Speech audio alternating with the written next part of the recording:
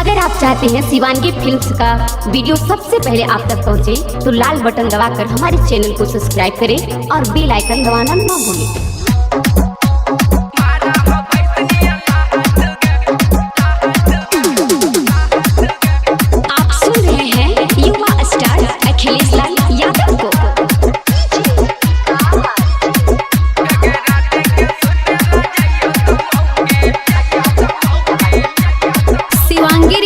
Studio Rajgir. शादी करा के तो हो गया मैया दिलाई हमारा ना हाथ गे। शादी करा के तो हो गया मैया दिलाई हमारा ना हाथ गे। रात के सुतेला जइयो कमौगी मारा हो भैसनिया हाथ गे। रात के सुतेला जइयो कमौगी मारा हो भैसनिया हाथ गे। रात के सुतेला जइयो कमौगी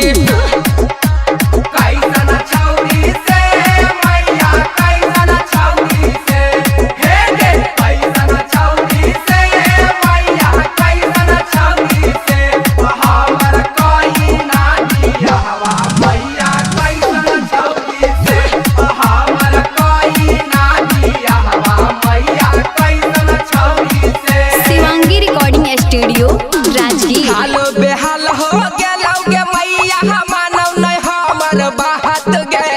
हालो बेहाल हो गेलौ गे मैया मानव नहीं हमर बात गे।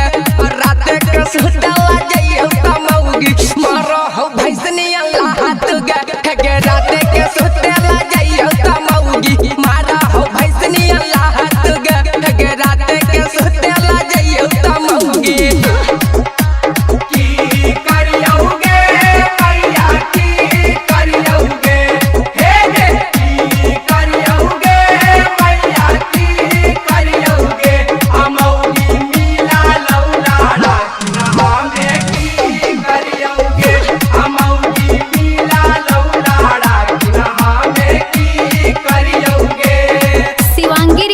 स्टूडियो राजगीर। राइटर या मानया खाल सबके मैया मानव नहीं तना को बात गे।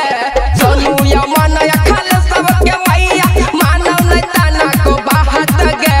रात के सुतेला जइयो कमौगी मारा हो भैसनिया हाथ गे। रात के सुतेला जइयो कमौगी मारा हो भैसनिया हाथ गे। रात के सुतेला जइयो कमौगी शादी करा तो हो गया मैया दिलाई हमारा ना हाथ गे। शादी करा के तो हो गया मैया दिलाई हमारा ना हाथ गे। रात के सुतेला जइयो कमौगी मारा हो भैसनिया हाथ गे। रात के सुतेला जइयो कमौगी मारा हो भैसनिया हाथ गे। रात के सुतेला जइयो कमौगी। Shivangi recording studio Rajgir.